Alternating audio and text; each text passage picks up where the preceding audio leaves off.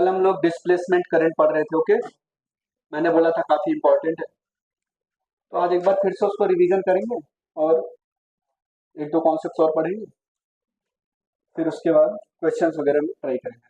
Okay, मैंने कल एक पीडीएफ और आपको सेंड की थी, थ्योरी ईएमएफ थ्योरी और एक क्वेश्चंस की। ठीक है, जो लास्ट पीडीएफ है उसमें काफी अच्छे अच्छे क्वेश्चंस है, जेईई मेंस लेवल के क्वेश्चंस है। ठीक है,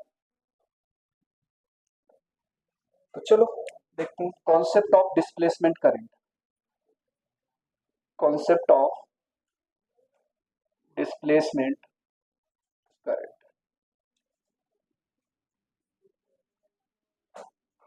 ठीक है। तो क्या हुआ था, हमने दो प्लेट लिए थे, मेटालिक प्लेट। ओके,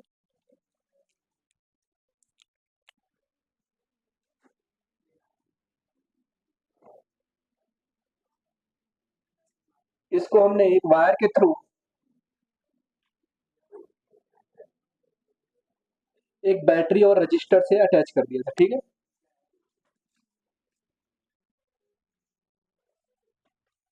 हो गया, बैठ गया आराम से, चले।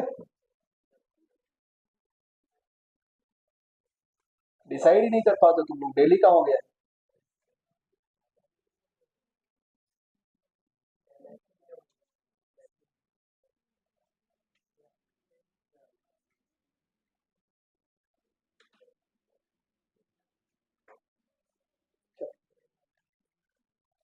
वायर के थ्रू मैंने इस प्लेट को अटैच किया हुआ। ये रजिस्टर, ये बैटरी है, डीसी बैटरी है। इसमें जो करंट जाएगी वो कौन सी जा रही थी, conduction current. Within millisecond ये क्या हो गया था, चार्ज हो गया था। भाई इन रियलिटी तो कैपेसिटर ये है ना, ऐसे बनाऊंगा आपको सर्किट दिख, ठीक है, ऐसे। जैसे ही आप इस स्विच को क्लोज करोगे, जैसे ही आप इस स्विच को क्लोज करोगे, कैपेसिटर क्या हो जाएगा, चार्ज। और कितना टाइम लगता था, मिली सेकेंड। ठीक है, मिली सेकेंड में जैसे ही मैंने स्विच को क्या किया, क्लोज किया, स्विच को हमने क्या किया, क्लोज किया। ठीक है, तो करंट का फ्लो होना स्टार्ट हो। कैपेसिटर में आप क्या पढ़ रहे थे, जितना करंट इधर जा रहा है उतना ही करंट इधर आएगा क्या। ओके, इन मिली सेकेंड्स के ड्यूरेशन में क्या क्या हुआ वो हम देखने गए थे। ठीक, क्योंकि इसके बीच में रियल में कोई मीडियम तो था नहीं, फिर कैसे करंट सर, जितना करंट इधर गया उतना ही करंट इधर कैसे आ गया। ठीक है, तो याद हो जब मैंने कैपेसिटर पढ़ाया था तो मैंने बोला था जब भी कैपेसिटर आए तो अपने आपको क्या सोचना है, कंडक्टर। दो कंडक्टिंग प्लेट्स लिए हमने। ठीक है, दो कंडक्टिंग प्लेट्स लिए। ओके, और उसको एक बैटरी से अटैच किया था, इसको चार्ज करते गए, चार्ज करते गए, चार्ज करते गए, चार्ज इसको अप टू सर्टेन लिमिट किया। उसके बाद चार्ज कर रहे थे तो चार्ज लीक हो रहा था ना, जिसको हमने क्या बोला था, कोरोना डिस्चार्ज। याद आ रहा है, लीकेज ऑफ चार्ज, क्योंकि कैपेसिटी होती है ना किसी सिस्टम को कितना चार्ज करो। ओके, चल अब आप इसको चार्ज करते गए, करते गए, करते गए, इस पे माइनस टू, इस पे प्लस टू। ठीक है, विद इन मिली सेकेंड के ड्यूरेशन में ये चार्ज क्या होगा, इंक्रीज कर रहा होगा। चार्ज इंक्रीज कर रहा था तो फील्ड लाइंस किधर से किधर होंगी, प्लस क्यू से माइनस क्यू होंगी क्या, ये फील्ड लाइन थी, इलेक्ट्रिक फील्ड। अच्छा एक बात बताओ, कौन है रेहान, कौन है, इधर देखो ना, क्यों पीछे देख रहे हो, तो कोई भी नहीं है तो फिर क्यों पीछे देख रहे हो। चलो, आपने क्या किया, चार्ज करो, अभी देखो बातें नहीं, फिर से इसको चार्ज कर रहे हो। चार्ज जैसे जैसे बढ़ रहा है वैसे वैसे इलेक्ट्रिक फील्ड भी, वेरिएबल इलेक्ट्रिक फील्ड क्या प्रोड्यूस करता था, मैग्नेटिक फील्ड, मैंने लिखवाया था कल। और यहाँ पे variable electric field magnetic field produce, variable electric field magnetic field produce किया। तो जब हम यहाँ पे नीडल लेके आए थे, मैग्नेटिक नीडल, तो क्या बना था, इसीलिए डिफ्लेक्ट कर रहा, समझ में आया। अच्छा, अगर मैं यहाँ पे पॉइंट पी एक सेलेक्ट करता हूँ, मान लो पॉइंट पी, मान लो ये पॉइंट पी है। ठीक है, यहाँ पे पॉइंट पी के जस्ट इस तरफ अगर मैं एक एम्पीरियन लूप लेता हूँ, क्या लेता हूँ, एम्पीरियन लूप, ये अपना है एम्पीरियन लूप। तो यहाँ पे तो सर करंट है तो मैग्नेटिक फील्ड है, यहाँ पे समझ में आ रहा है। पॉइंट पी के जस्ट इस तरफ आपने क्या लिया, एम्पीरियन लूप। एम्पीरियन लूप इतना बड़ा लेना है जितना इस प्लेट का एरिया कम से कम उससे तो बड़ा ही लेना है, उतना है उससे बड़ा।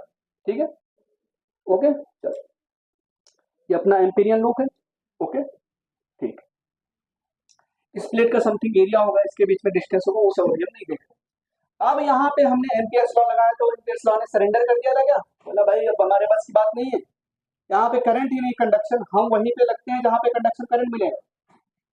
तो फिर यहाँ पे लोगों ने बोला भाई जब करंट नहीं तो मैग्नेटिक नीडल थोड़ी फ्लेक्ट कर रही है, तो मैक्सवेल ने बताया था ना कि भाई वेरिएबल इलेक्ट्रिक फील्ड है सर, और variable electric field variable magnetic field produce कर रहा है, जिसकी वजह से ये मैग्नेटिक नीडल रिफ्लेक्ट कर रही है। ठीक है, और उस करंट का अर्थ मैग्नेटिक फील्ड है, तो उन्होंने क्या बोला, करंट नहीं होगा, और उस करंट का नाम मैक्सवेल ने क्या दिया, डिस्प्लेसमेंट करंट।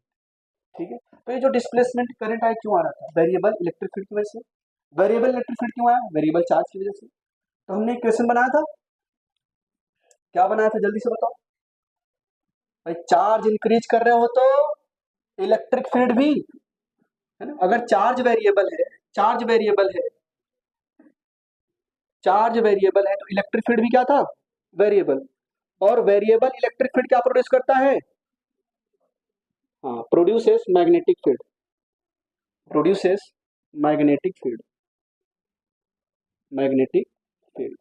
ओके अच्छा, आप लोग पढ़ते आ रहे हो फ्लक्स बराबर क्या होता था, ए इंटू ए, वेक्टर ई डॉट वेक्टर। अब ये जो लूप सेलेक्ट किया है इसका एरिया वेक्टर फील्ड वेक्टर के क्या है, पैरेलल है क्या, फील्ड वेक्टर के पैरेलल, ये सब का लिखवा दिया था, ठीक। तो फ्लक्स यहाँ पे क्या आएगा, ई ए कॉस 0 डिग्री, ई ए कॉस 0 डिग्री। तो फ्लक्स यहाँ पे आ गया सर ई ए, एरिया क्या कांस्टेंट है क्या, और यहाँ पे इस पॉइंट पे इलेक्ट्रिक फील्ड क्या आएगा, सिग्मा अपॉन में, भाई इसकी वजह सिग्मा अपॉन 2 एप्सिलॉन नॉट, इसकी वजह sigma upon 2 epsilon not, add किया तो सिग्मा अपॉन में एप्सिलॉन नॉट। तो क्या लिखोगे, सिग्मा अपॉन में epsilon not into area. Sigma into area क्या होता था, charge, charge density into area क्या होगा, चार्ज, और वो चार्ज क्या है, वेरिएबल है। अगर मैं यहाँ पे लिखूं फाई बराबर क्यू अपॉन में ए एप्सिलॉन नॉट इनटू ए से ए कैंसिल हो गया, तो फाई क्या आया यहाँ पे, फाई क्यू अपॉन में एप्सिलॉन नॉट। ठीक है, चार्ज वेरिएबल, चार्ज इंक्रीजिंग है तो फ्लक्स भी इंक्रीज हो रहा है, विद इन मिली सेकेंड ये बातें हो रही। जब अच्छा फुली चार्ज हो जाए तो करंट फ्लो, क्योंकि इसका पोटेंशियल और इसका पोटेंशियल सेम हो गया, तो चार्ज फ्लो होना बंद, चार्ज फ्लो होना बंद तो conduction current zero, conduction current zero तो डिस्प्लेसमेंट करंट भी जीरो। अब इसको हमने क्या किया था, डिफरेंशिएट किया था विद रिस्पेक्ट टू टाइम, तो क्या था, d phi by D T बराबर 1 अपॉन में epsilon naught d Q by D t. यही जो करंट इसको क्या बोला था, डिस्प्लेसमेंट करंट। अच्छा, डिस्प्लेसमेंट करंट और कंडक्शन करंट बराबर थे कंटिन्यूटी प्रिंसिपल से, तो हमने यहाँ पे आईसी लिख दिया था। ठीक है, कंफ्यूजन ना हो इसलिए उसको चेंज करके वहां पे सी की जगह पे डी बना लो छोटा सा। ठीक है, वहां पे क्या कर लो, डी लिखो सभी लोग, डी लिखवाया था क्या मैंने, ठीक है, क्योंकि मुझे ऐसा लगा कि कल मैंने यहाँ पे कंडक्शन लिख दिया था। ठीक है, तो बच्चों कंफ्यूजन हुई, वो इसलिए लिखा था क्योंकि हमने यहाँ पे कंटिन्यूटी प्रिंसिपल से देखा, यहाँ पे ब्लैक बॉक्स लगा दिया, जितना करंट इधर उतना ही करंट इधर जा रहा है, मतलब बीच में जो डिस्प्लेसमेंट करंट है वो इसके बराबर हुआ क्या। ओके, ये रिलेशन आया था, तो लिख लो आप लोग। ठीक, यही है आपका डिस्प्लेसमेंट करंट। फर्दर इसको सिंप्लीफाई करोगे, d phi by D T बराबर 1 अपॉन में एप्सिलॉन नॉट, नहीं लिखा है तो लिख लो आई डी। अब यहाँ पे जो डिस्प्लेसमेंट करंट आएगा वो क्या आएगा, epsilon naught d phi by D t. क्या हुआ, चलो ये डिस्प्लेसमेंट करंट है। अनदर वे मैंने क्या बोला था, another way to find the displacement current, जल्दी से बताओ। क्यू बराबर क्या था, सी इंटू वी। कैपेसिटर ना तो चार्ज पे डिपेंड करता है ना तो पोटेंशियल डिफरेंस पे, ये कांस्टेंट था। अब चार्ज वेरिएबल है तो पोटेंशियल भी वेरिएबल होगा, तो D Q by D T, D Q by D T बराबर सी डीवी बाई डी टी, ये लिखोगे क्या, और यही क्या है आपका डिस्प्लेसमेंट करंट। तो डिस्प्लेसमेंट करंट यहां से बातें नहीं, बिल्कुल नहीं, डिस्प्लेसमेंट करंट क्या गया, सी डीवी बाई, याद करो ये भी मैंने लिखवाया था, याद आ रहा है, नहीं आ रहा क्या, कल लिखा था चंदन में, ठीक है, displacement current c DV by D t अच्छा, और कॉन्टिन्यूटी प्रिंसिपल से मैंने क्या बोला था? कॉन्टिन्यूटी प्रिंसिपल से मैंने क्या बोला था? Conduction current equal to displacement. तो मैंने एक बात और बोली थी, अगर डिस्प्लेसमेंट करंट फाइंड आउट करना आपके लिए डिफिकल्ट हो रहा है तो क्या फाइंड आउट करोगे? Conduction current. ठीक है, ये सारी बातें हो गई। तो तीन मोटा मोटा अपने को रिजल्ट मिले थे यहाँ पे।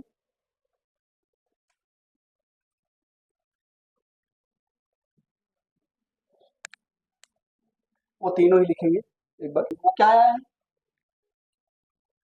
बताओ? Epsilon naught d phi. हाँ, ये बिल्कुल याद रखना, इलेक्ट्रिक फ्लक्स था ये, मैंने बोला था लिख लो, electric flux D phi by D T, या C DV by D T.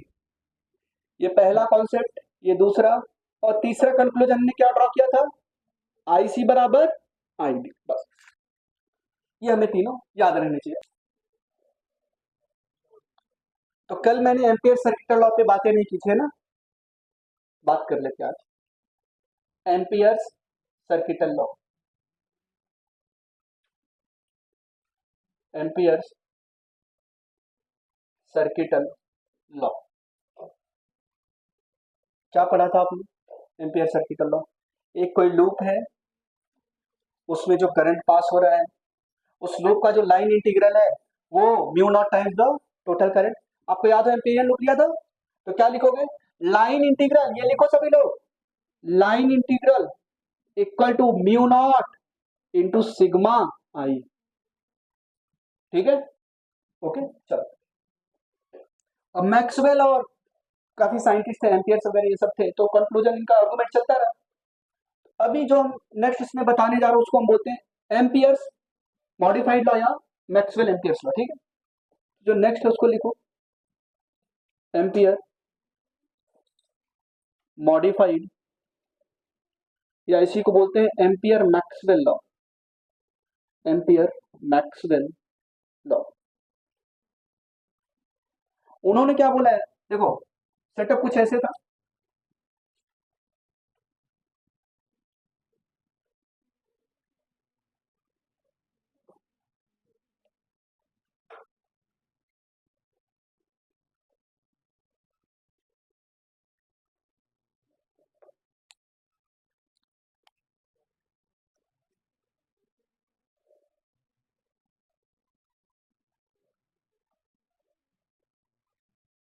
चलो एक बार यहाँ पे हमने अगर एम्पियर्स लॉ लगाओगे यहाँ पे तो क्या आएगा? यहाँ पे अगर एम्पियर्स लॉ लगाओगे इस जगह तो क्या आएगा?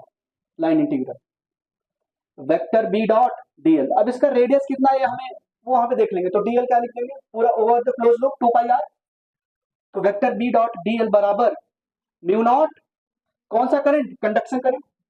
यहां पे लिखूंगा तो क्या लिखूंगा? वेक्टर बी डॉट डीएल बराबर mu nought into displacement current. अब यहाँ पे कौन सी करंट मिल रही? यहाँ पे क्या डिस्प्लेसमेंट करंट मिल रही था? यहाँ पे मिल रही ना, यहाँ पे डिस्प्लेसमेंट करंट क्या? जीरो। यहाँ पे कंडक्शन करंट क्या है? जीरो। तो उन्होंने मॉडिफाई किया और इस एम्पियर लॉ को ऐसे लिख दिया, वेक्टर बी डॉट डीएल बराबर mu not IC plus ID, conduction current plus displacement current. भाई अगर इस कैपेसिटर के बाहर आ गए इस, अगर हम एम्पियर सर्किट लॉ बाहर लगाएंगे तो कौन सा करंट मिलेगा? आईसी। आईडी जीरो रहेगा। तो सर ठीक है, ये भी काम कर रहा है। अगर अंदर चले गए तो आईसी जीरो आईडी, और आईडी और आईसी क्या है? ठीक है, समझना, ये है एम्पियर्स मॉडिफाइड या Ampere's Maxwell law.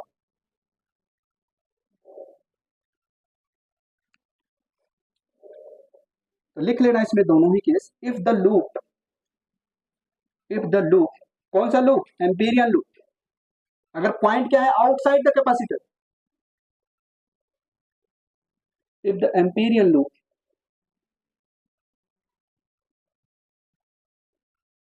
Is outside,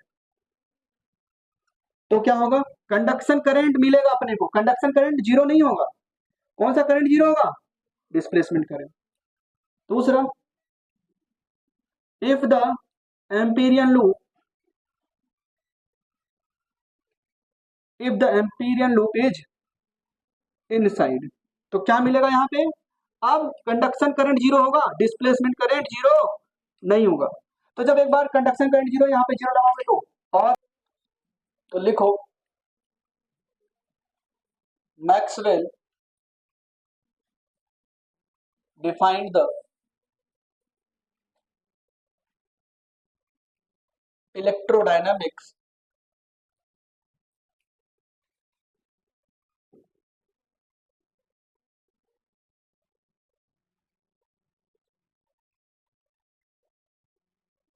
by the following four equations. By the following four equation. वो कौन कौन सी इक्वेशन है? पहला इक्वेशन लिखेंगे,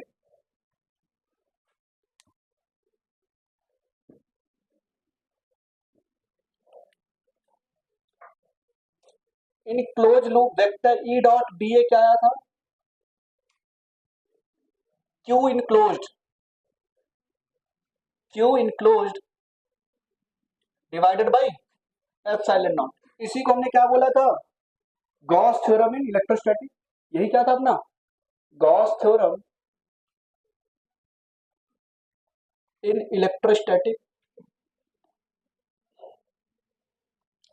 ठीक है।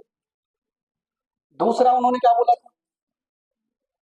Vector B dot D A, vector B dot D A बराबर जीरो, बराबर जीरो। ये क्या है? Gauss theorem in magnetic effect of current या मैग्नेटिज्म। अच्छा, कोई एक्सप्लेन कर पाएगा क्या मेरे को vector B dot D A zero कैसे हो गया?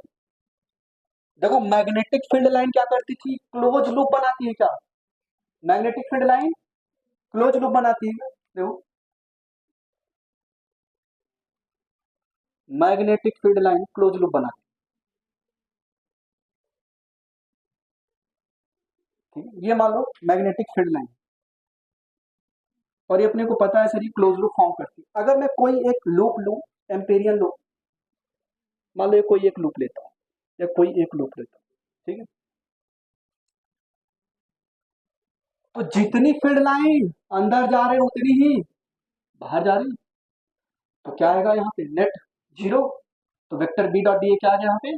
जीरो। ठीक है। Number of field line entry, number of field line entry,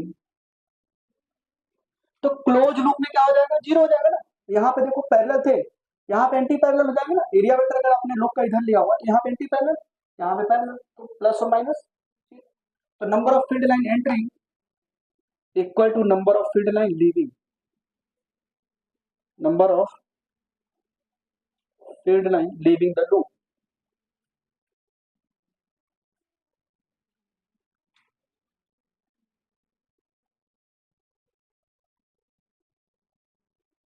इसीलिए vector B dot D A zero. ये दो इक्वेशन हो गया। तीसरा देखो,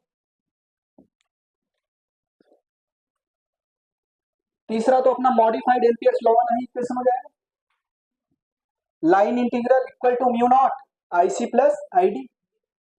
third equation, line integral of vector B dot D L बराबर mu nought I C plus I D. ये क्या है? मॉडिफाइड एम्पियर लॉ या एम्पियर मैक्सवेल्स लॉ। ओके, इसी को हमने बोला था मॉडिफाइड क्या? एम्पियर्स लॉ या एम्पियर्स मैक्सवेल लॉ। यही अपना एम्पियर मैक्सवेल लॉ। फोर्थ यहां पे क्या होगा? तो fourth equation, magnetic field varying electric field से आया था क्या? अगर मैं यहां पे लिखूं in close loop vector E dot D L, ये कितना होता है? ईएमएफ के बराबर, बराबर माइनस डी फाई, कौन सा? Magnetic flux. ये चेंज हो रहा है तो मैग्नेटिक फ्लक्स भी चेंज होगा ना। ये है फोर्थ इक्वेशन। ये क्या है? फैराडेज लॉ था क्या? यही तो फैराडे लॉ है। इलेक्ट्रोमैग्नेटिक इंडक्शन में यही तो पढ़ा था आपने। Okay, Faraday law. तो मैक्सवेल ने इन चार इक्वेशन से पूरी इलेक्ट्रोडायनेमिक्स को डिफाइन कर दिया। ओके, वेक्टर ई डॉट डी एल बराबर ईएमएफ बराबर minus d phi by D T. ये क्या है आपका? अब जल्दी से लिखो, अब बातें मत करो। Faraday law.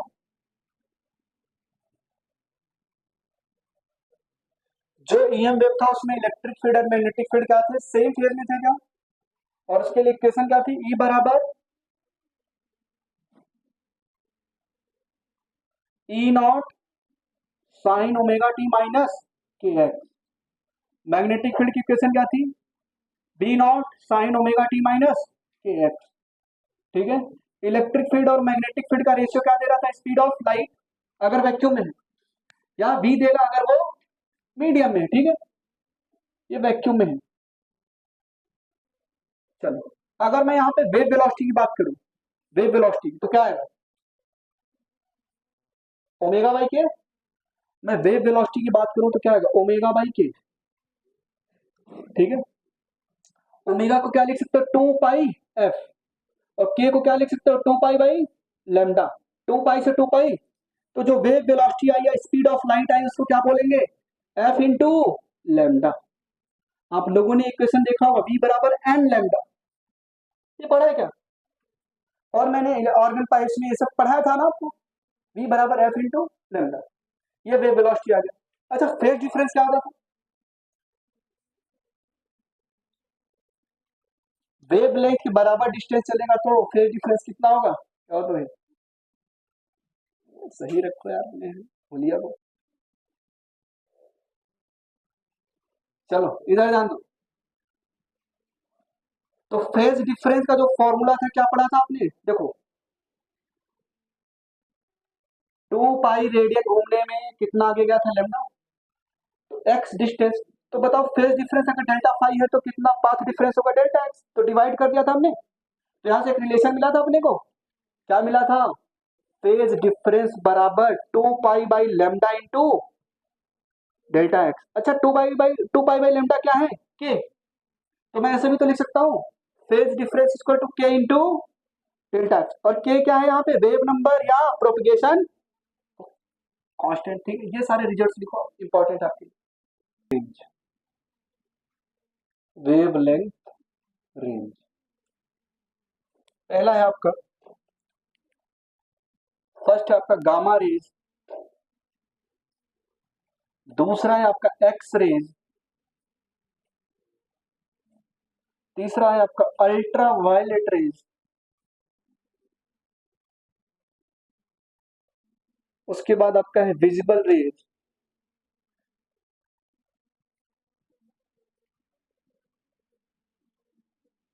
उसके बाद क्या है?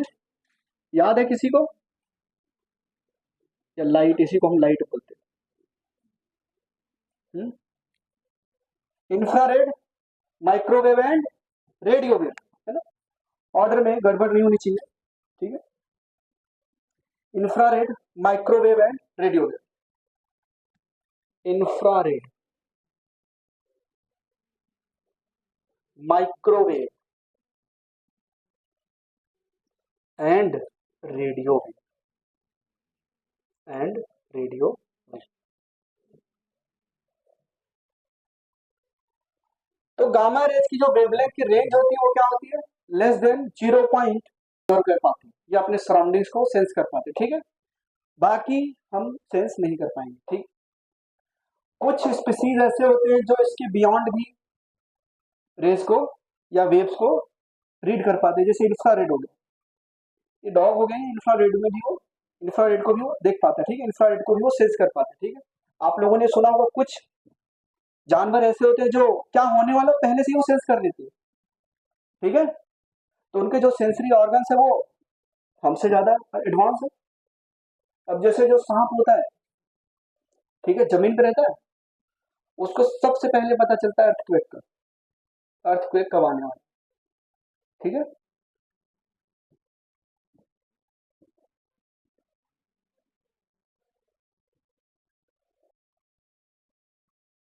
अच्छा आप एक बात देखो, जैसे जैसे आप नीचे की तरफ जा रहे हो वेवलेंथ इंक्रीज हो रही क्या?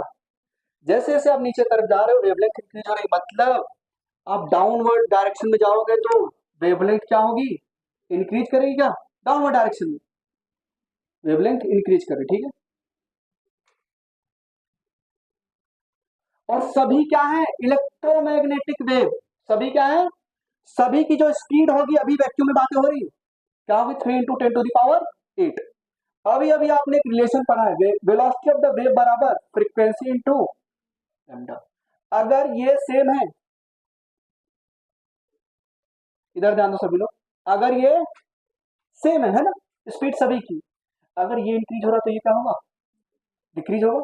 तो जैसे आप डाउनवर्ड डायरेक्शन जा रहे हो, वेवलेंथ इंक्रीज हो रहा है तो फ्रीक्वेंसी क्या होगा? डिक्रीज होगा, फ्रीक्वेंसी डिक्रीजेस। तो सबसे ज्यादा फ्रीक्वेंसी किसकी है? गामा रेज की। सबसे कम फ्रीक्वेंसी किसकी है? सबसे कम वेवलेंथ किसका है? सबसे ज्यादा वेवलेंथ किसका है? वहां पे देख सकते हो, ठीक है। बस ये एग्जैक्ट वैल्यू याद नहीं रखनी, बस ये रेंज याद रखना, ठीक है। और हम लोग इसी रेंज में काम करते हैं, ठीक है, विजिबल रेंज। इसका अगर मैं यहाँ पे बनाऊं, विजिबल रे को दिखाऊं यहाँ पे, विजिबल रे, तो आप लोग बचपन से याद करते चले आ रहे हो, विग्यो है ना, इंडिगो है ना, कभी कभी देखते हो जब बारिश हो रही तो आपको रेनबो दिखता है, ठीक है।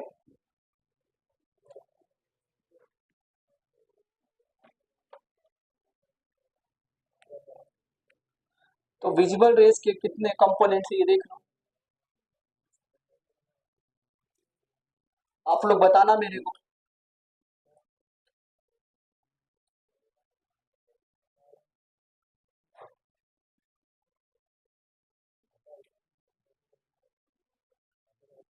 और ठीक है, सही है ना, क्या लिखोगे आप?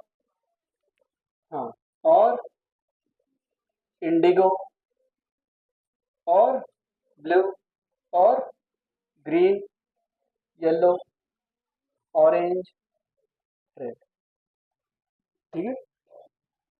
ये है अपना विजिबल रिंग, ठीक है। अच्छा, इसमें ऊपर से नीचे जाओगे तो वेवलेंथ इंक्रीज करती है, इसमें भी अगर ऊपर से नीचे गए तो वेवलेंथ इंक्रीज और फ्रीक्वेंसी डिक्रीज करेगी, ठीक है। तो कभी भी देखो वेवलेंथ सबसे ज्यादा है ना किसका? रेड का। तो कभी भी देखो जो ट्रेन वगैरह का जो लास्ट डब्बा होता है उसके पीछे रेड लाइट होती है, तो कहीं भी देखो वार्निंग साइन के रूप में रेड ही यूज करते हैं, वेवलेंथ ज्यादा है, ठीक है, ओके। और एक होता है अपना वर्ड, उसका फ्रिक्वेंसी सबसे ज्यादा होता है, ठीक है। तो यहाँ पे लिख लो, इसका इसका क्या है? फ्रिक्वेंसी हाईएस्ट, इसका फ्रिक्वेंसी क्या होगा? Lowest, frequency lowest. इसका वेवलेंथ क्या होगा? लोवेस्ट होगा क्या? फ्रीक्वेंसी हाईएस्ट है तो वेवलेंथ लोवेस्ट।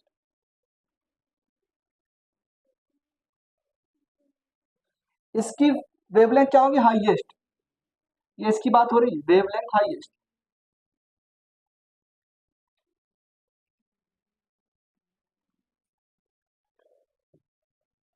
सिमिलरली यहाँ पे इसकी फ्रीक्वेंसी सबसे ज्यादा, फ्रीक्वेंसी हाईएस्ट, फ्रीक्वेंसी हाईएस्ट और वेवलेंथ लोवेस्ट। यहाँ पे इसकी वेवलेंथ क्या होगी? हाईएस्ट और फ्रीक्वेंसी लोवेस्ट। तो जो अपनी आईज है वो सबसे ज्यादा सेंसिटिव होती है येलो और ऑरेंज के लिए। येलो और ऑरेंज के बीच में जो कलर है या जो भी वेवलेंथ है, उस वेवलेंथ के लिए अपनी आंखें सबसे ज्यादा सेंसिटिव हैं, उसको सबसे पहले कैच करती हैं।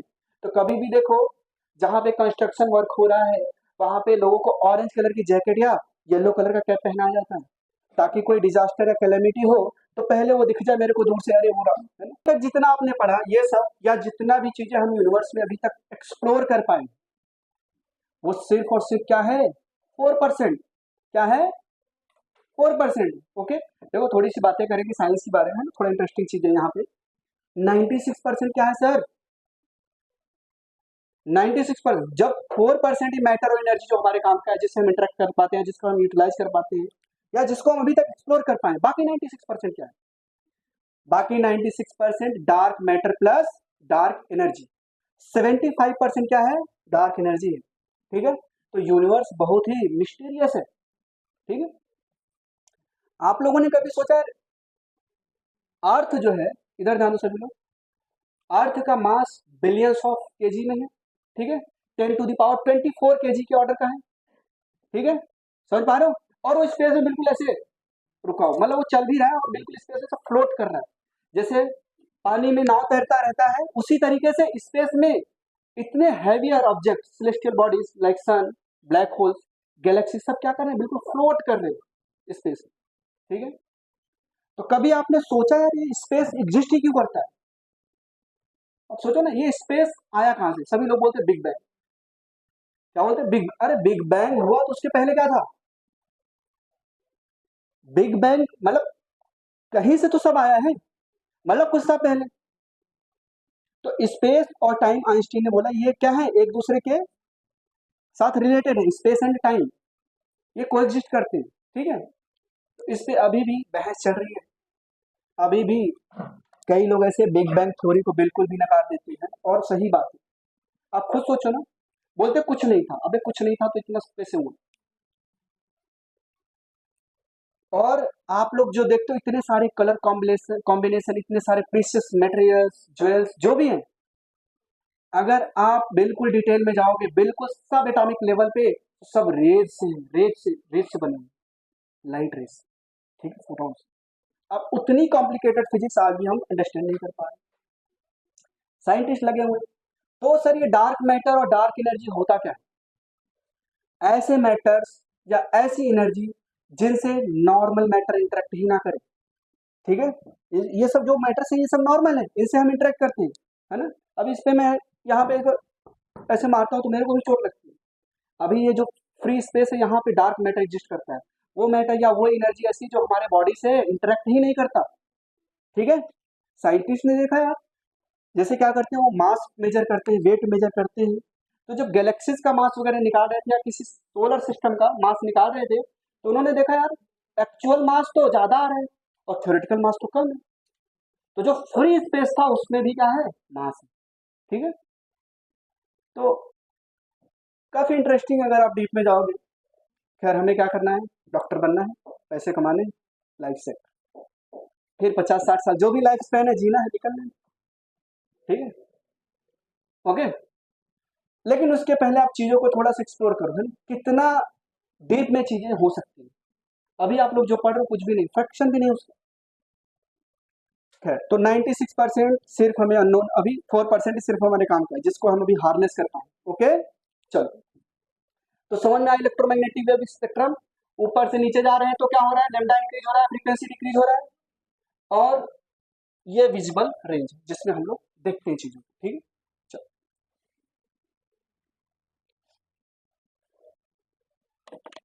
नोट डाउन हो गया। चलो, मैंने एक ईएम वेव की थ्योरी की पीडीएफ भेजी थी आपको, आई होप आप लोगों ने पढ़ा होगा। क्वेश्चन आज भी नहीं करा पाएंगे क्या है?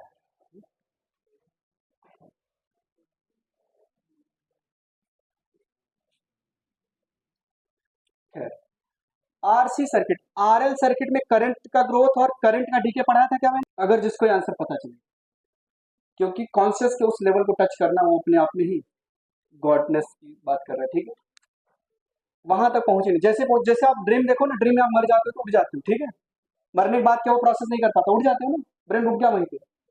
ठीक है, क्योंकि अब जैसे ये होता है कि नहीं होता है यार, ड्रीम में कहीं पे आपने कोई नाइटमेयर से आया, उठ जाते हो, है ना, या आपको है ना पता चला आपको लायन दौड़ा रहा है, आप भाग ही नहीं पा रहे हो, ऐसे ड्रीम्स आते हैं। उसमें भी मान लो आ गया हो, अब मरने वाले हो, उसके बाद क्या होता है, प्रोसेस कर पाता है क्या? तो उसमें भी देखना स्पेस, जब आप बिल्कुल स्पेस टाइम सिंगुलैरिटी पहुंचोगे ना, फिर मेंटल ब्लॉक, कुछ भी सेंस नहीं करेगा या एवरीथिंग सेंस करेगा, है ना? चलो आरसी सर्किट पढ़ते हैं पहले।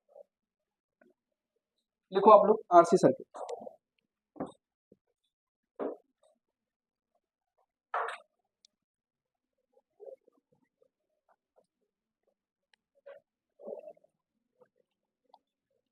लिखो आरसी सर्किट, आरसी सर्किट। पहला लिखो चार्जिंग ऑफ कैपेसिटर,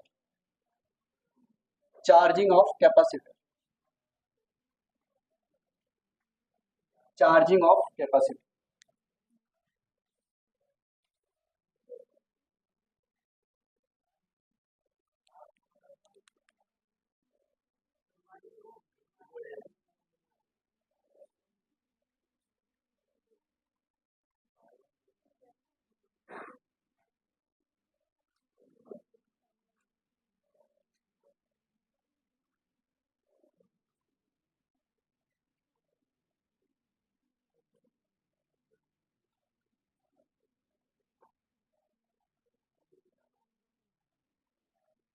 चलो अभी हम कैपेसिटर को चार्ज करने चल रहे हैं। जैसे ही मैं स्विच को क्लोज करूँ क्या कैपेसिटर चार्ज होगा?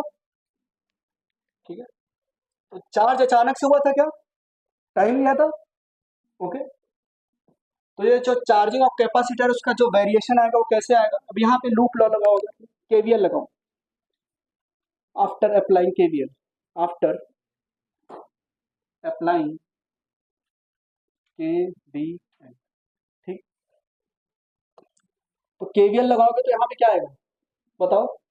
यहां से चलो, V माइनस, अब मान लो करंट इसमें आई है, I इंटू आर, प्लस से किधर जा रहे हो तो इसके क्रॉस पोटेंशियल ड्रॉप कितना होगा? Q बाई सी।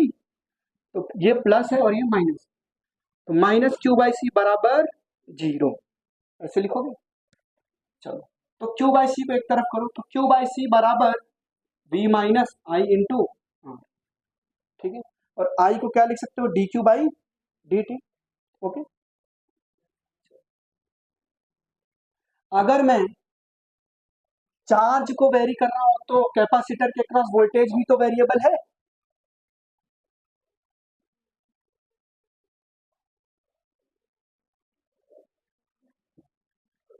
लिखो I इंटू आर बराबर V minus Q by C. इसको सिंप्लीफाई करोगे तो क्या आएगा? I इंटू आर बराबर B C minus Q by C. R को इधर डिवाइड करोगे तो क्या आएगा? I बराबर B C minus Q by are C, और I को क्या लिख सकते हो? D Q by D T बराबर B C minus Q by R into C. अब डी क्यू बराबर क्या लिखोगे? फर्दर इसको यहाँ से सिंप्लीफाई कर रहा हूं, तो डी टी को इधर क्यू यहाँ पे है क्या सर? ये क्यू वेरिएबल है और क्यू इसमें, इसको डिवाइड करो तो क्या लिखोगे? डी क्यू अपॉन में बी सी माइनस क्यू बराबर 1 अपॉन में R C into D T, 1 upon में R C into D T. तो एट टी इक्वल टू 0 पे चार्ज कितना था और at T equal to infinite में फुल्ली चार्ज हो जाएगा। ओके, अगर मैं 1 अपॉन में क्या लिख रहा है? ये बी इंटू सी क्या है? कांस्टेंट है, चार्ज वेरिएबल है ना। तो बताओ क्या है? इसको लिखो ना यहाँ पे, सभी लोग इंटीग्रेशन करो। एल एन, अगर मैं इसको इंटीग्रेट कर दूं तो क्या आएगा? एल एन बी सी माइनस क्यू बराबर 1 अपॉन में आर सी, 0 पे 0, टी पे मान लो क्यू, तो क्या लिखोगे? 1 अपॉन में are c t, r c तो कांस्टेंट है, रेजिस्टेंस और कैपेसिटेंस टी, 0 से टी। सॉल्व करो क्या आ रहा है? लिमिट लगाओ यहाँ पे 0 और क्यू, क्या आ रहा है? ये चार्ज की वैल्यू है, ये क्यू क्या है? चार्ज की वैल्यू। लिखो, वैल्यू पुट करो आप, एल एन बी सी minus q minus l n b c बराबर 1 अपॉन में आर सी इंटू टी।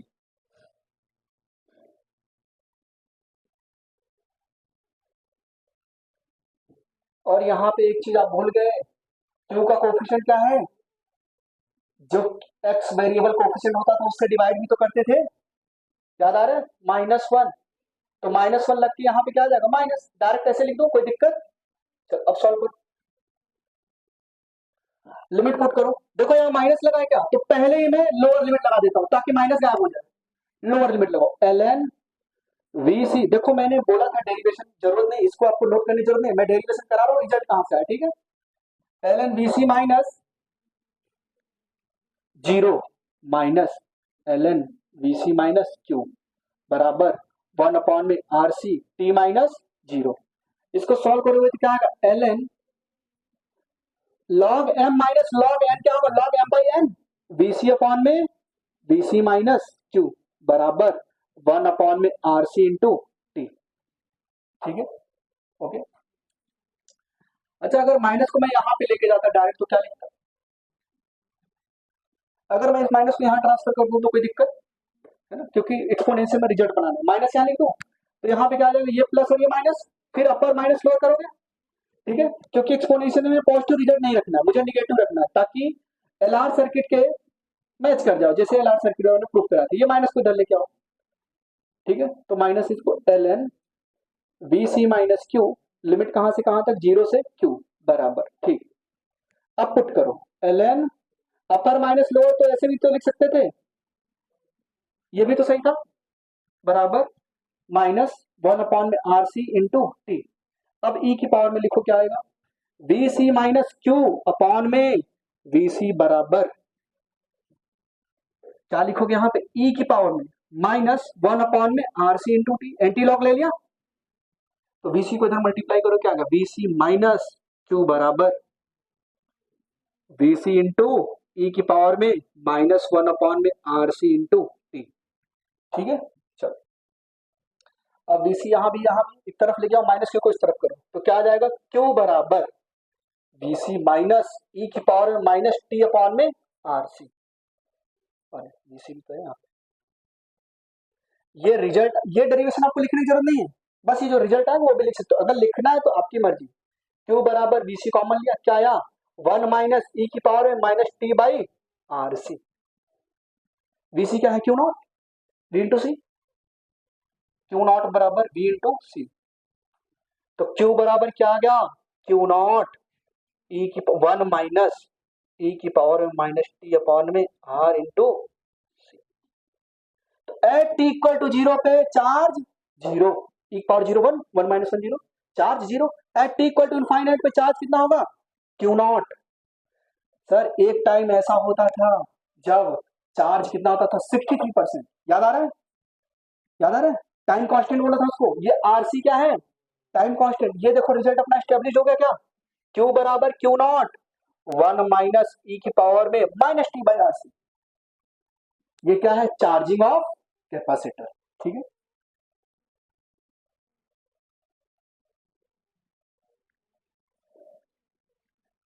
पहला case, at T equal to 0 पे चार्ज कितना होगा, Q बराबर Q नॉट ब्रैकेट में 1 माइनस ई की पावर में माइनस 0 अपॉन में 2, तो ई की पावर माइनस 0 क्या होगा, 1, तो Q बराबर Q not in bracket 1 minus 1, तो पूरा टर्म ही 0 हो गया, तो at T equal to 0 charge capacitor पे कितना है, 0।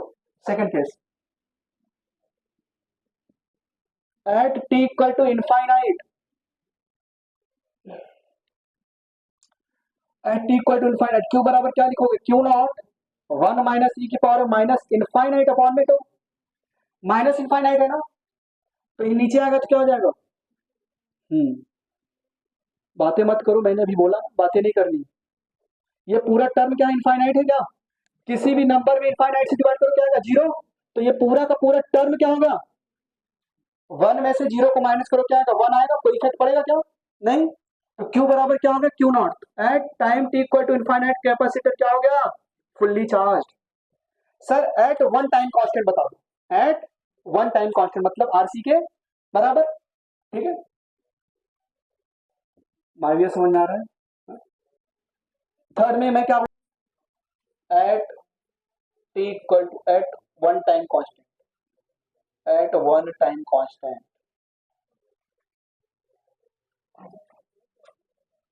Eight one time constant T equal to 2, तो Q बराबर Q नॉट 1 माइनस ई की पावर माइनस 2 बाई 2, कैंसिल करो, तो Q बराबर Q not in bracket 1 minus E की पावर माइनस 1, तो Q बराबर क्या आएगा, Q नॉट 1 माइनस 1 अपॉन में ई, आपको बताया था 1 अपॉन में ई की वैल्यू कितनी होती है 0.37।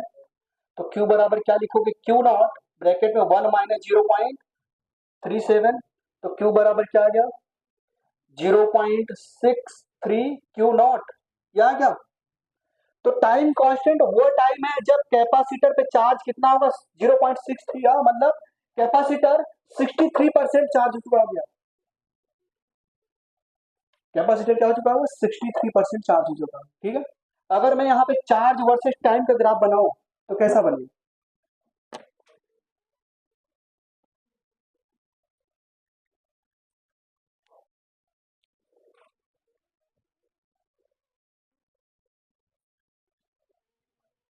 ये चार्ज है और ये क्या है टाइम। तो कुछ एक्सपोनेंशियल ग्राफ ऐसा बनेगा at time T equal to infinite ये कितना चार्ज हो जाएगा फुल्ली। और टाइम कांस्टेंट पे कितना चार्ज होगा इस पे टाइम कांस्टेंट पे 0.63 ऑफ क्यू नॉट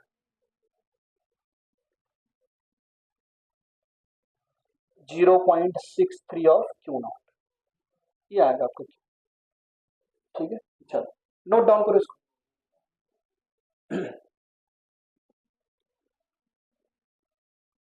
मिल जाएगा current eight any time T. Next देखो इसको पूरा मैं इरेज करूं। अब इस सर्किट में at any general time current क्या होगा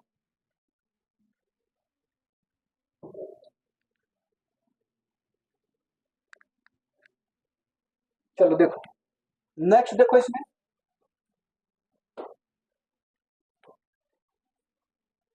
current eight any time T. इसमें पहला क्या देख लिया charge at any time T. दूसरा क्या है current eight any time T. भाई बातें मत करो यार है मना किया ना मैंने बात करने की।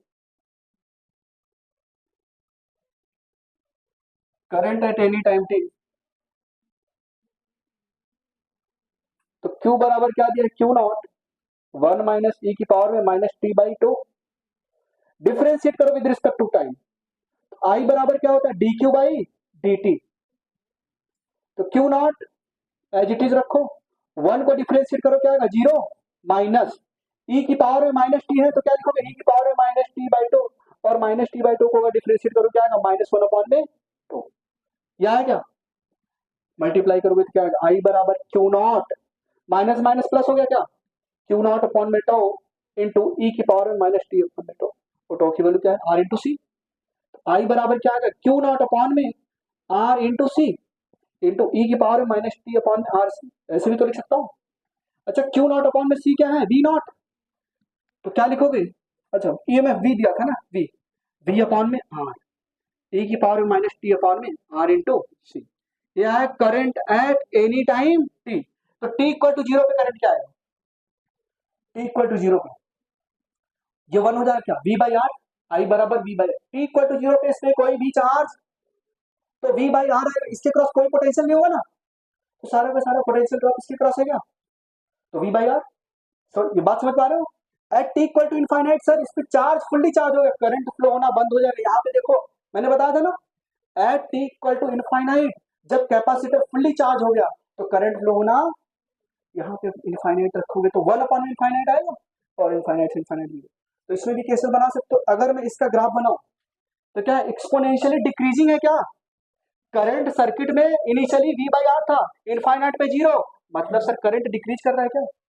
तो अगर करंट वर्सेस टाइम का ग्राफ बनाओ तो क्या बनाऊंगा देखो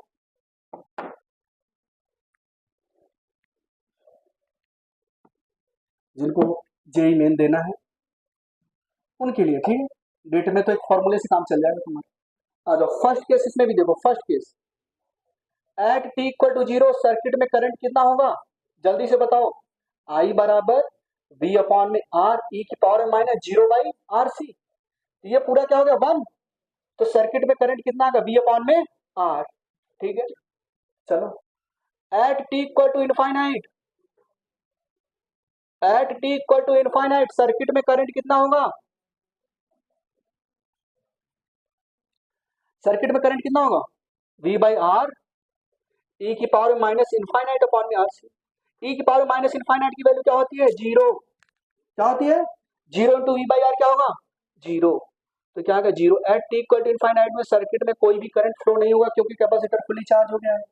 पोटेंशियल ड्रॉप इसके क्रॉस और इसके क्रॉस सेम हो गया है, तो चार्ज का जब फ्लो नहीं तो करंट भी नहीं मिलेगा। थर्ड बताओ, third third at T equal to r c r, यही इसी को हम क्या बोलते हैं? At T equal to tau. ठीक है, क्या होगा इस समय?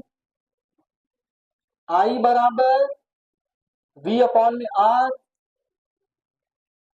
ई की पावर में माइनस, तो मतलब आरसी है ना, आरसी बाई आरसी। वन आया क्या? तो क्या लिखोगे? आई बराबर वी अपॉन में आर वन अपॉन में ई। वन अपॉन में ई की वैल्यू और वी बाई आर कितना था? Maximum current I not. तो आई बराबर क्या लिखोगे? 0.37 of I not. I nought, ठीक है, यही तो मैक्सिमम करंट है, इसी को हम मैक्सिमम करंट बोलेंगे, आई नॉट इनिशियल। मतलब टाइम कांस्टेंट वो टाइम है जब सर्किट में करंट क्या हो गया? 37% ऑफ द इनिशियल करंट या मैक्सिमम करंट। अगर मैं इसका ग्राफ बनाऊंगा करंट वर्सेस टाइम का, करंट वर्सेस टाइम का, तो कैसा बनेगा? Sir at T equal to zero current क्या है? Maximum. At T equal to zero पे करंट यहां पे आएगा और at T equal to infinite पे करंट क्या है? जीरो। ये क्या है? टी इक्वल टू जीरो, ये टी इक्वल टू इनफाइनाइट है।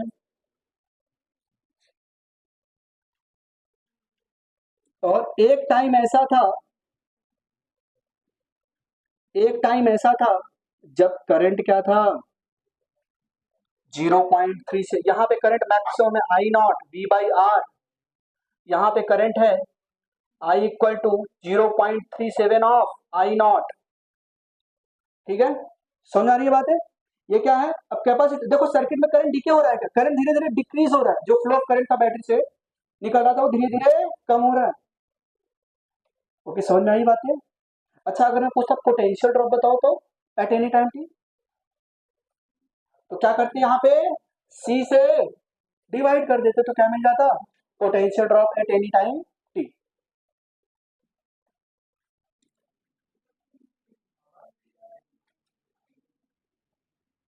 Potential drop, potential drop across capacitor plate, across capacitor plate at any time t, at any time t। चलो, तो Q बराबर क्या था? Q not one minus E की power में, देखो कई जगह पे लिखा होता है exponential minus T by RC, तो उसका मतलब ई की पावर में ही है, ई की पावर में माइनस टी बाई आरसी। अब मैंने क्या बोला? एट एनी टाइम टी क्या चाहिए?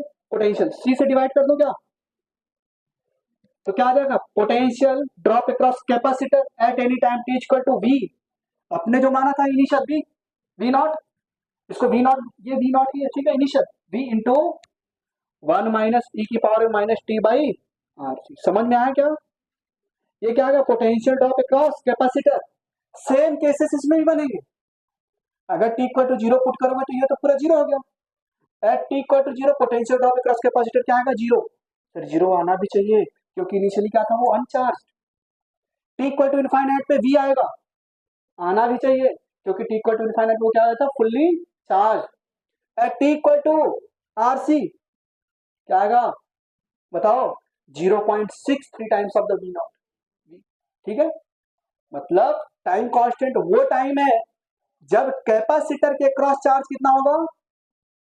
कैपेसिटर चार्ज कितना होगा? 63% ऑफ इनिशियल चार्ज या क्यू नॉट, जितना भी टोटल चार्ज था, और उसके क्रॉस जो पोटेंशियल ड्रॉप होगा वो भी क्या होगा? 63% ऑफ जो ईएमएफ दिया बैटरी का। ठीक है, अच्छा, अब इसी में एक सबसेक्शन है पोटेंशियल ड्रॉप का क्रॉस। अगर मैं पूछता हूँ रजिस्टर बताओ, अगर मैं इसी पूछ लेता हूँ पोटेंशियल, ये सारे केसेस आप बना लेना, अब मैं नहीं लिखा रहा हूँ, ठीक है।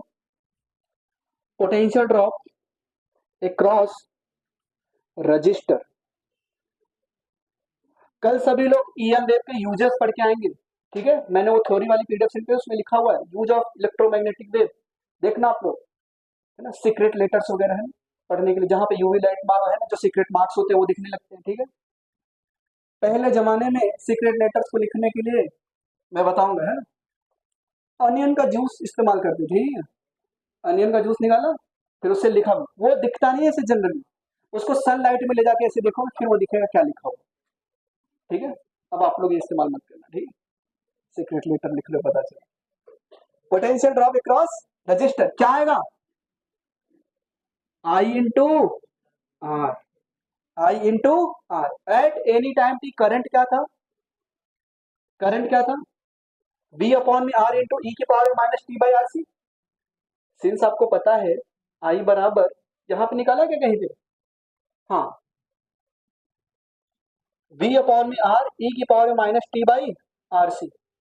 अगर मैं यहां पे पुट करूं तो potential drop across resistor at any time t क्या होगा, v अपॉन में आर ई की पावर में minus T by R C into r, r से आर, तो क्या आ गया, potential drop across resistor at any time t क्या आया, v ई की पावर में minus T by are c या टू, यह है क्या।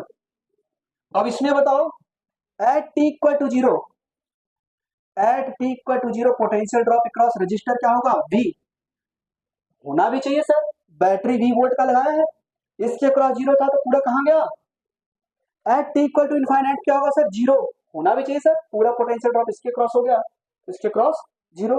At T equal to r c क्या आएगा, 0.37, वन अपॉन ई आएगा क्या, तो 0.37, मतलब टाइम कांस्टेंट वो वैल्यू है या वो टाइम है जब रजिस्टर के क्रॉस पोटेंशियल ड्रॉप क्या है, 37% ऑफ द ईएमएफ, और कैपेसिटर के क्रॉस क्या था, 63%, 63 प्लस 37 कोड करो क्या आएगा, 100। समझ आ रहा है बात को, ठीक है। तो ये तो क्या होगा, चार्जिंग ऑफ कैपेसिटर, चार्ज देख लिया, चार्ज का वेरिएशन देख लिया। अच्छा, ये सब ग्राफ ऐसे ही बनेंगे, अगर मैं यहाँ पे लिखता हूँ potential drop across register versus time, तो ये ग्राफ ऐसा बनेगा। अगर मैं कैपेसिटर के क्रॉस लिखूं तो वो ग्राफ, समझ आ रहा है, ये घर पे जाके पूरा डिटेल में लिखना है, एक पेज पे, दो पेज पे, ठीक है, ओके। अगर आप चाहते हो अच्छे क्वेश्चन, आपकी अंडरस्टैंडिंग अच्छी हो, तो ये लिख लेना 2 पेज और चिपका देना दीवार।